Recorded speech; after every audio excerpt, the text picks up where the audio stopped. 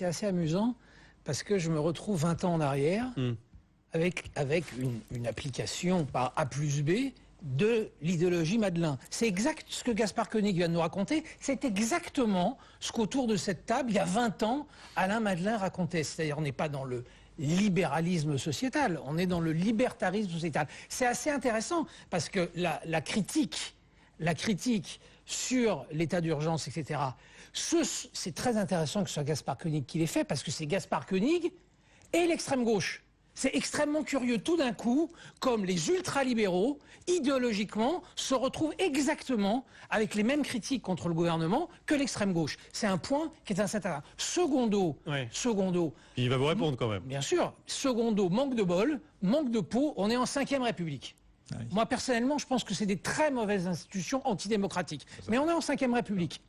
Et en 5e République, il faut être élu président de la République. C'est embêtant, il faut être élu président de la République. Sur la ligne de Gaspard Koenig, tout candidat de droite ou de gauche, il fait aujourd'hui, allez, soyons généreux, 3 points. Ouais. Au grand maximum 3 points. Le libertarisme sociétal et l'ultralibéralisme économique, en France, aujourd'hui, à droite et à gauche, 3 points. Gaspard Koenig. Donc franchement... Mais effectivement, Alain Madelin avait des thèses proches il y a 20 ans, mais enfin... ça ne lui a pas porté bonheur en politique. Bois-Guilbert avait également des thèses très proches il y a 3 siècres, quand il combattait Colbert. Et la tradition libérale française, elle est aussi vieille que le libéralisme. Alors, on va pas refaire l'histoire.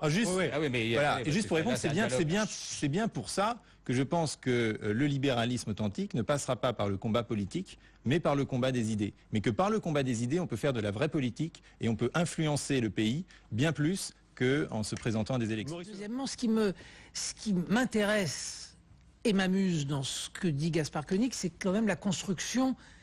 Sa construction est très idéologique. Elle est quand même très idéologique. Elle est appuyée vraiment sur une vision idéologique culturelle, alors qu'en ce moment, les hommes politiques de droite et de gauche ne raisonnent que dans l'efficacité qu'ils ne trouvent pas, que dans le pratique qu'ils n'obtiennent pas, etc. Là, on entend tout d'un coup un discours qui est politique et qui est très différent du discours des politiques, parce qu'il revendique son aspect idéologique. Et de ce point de vue-là, je trouve que c'est intéressant.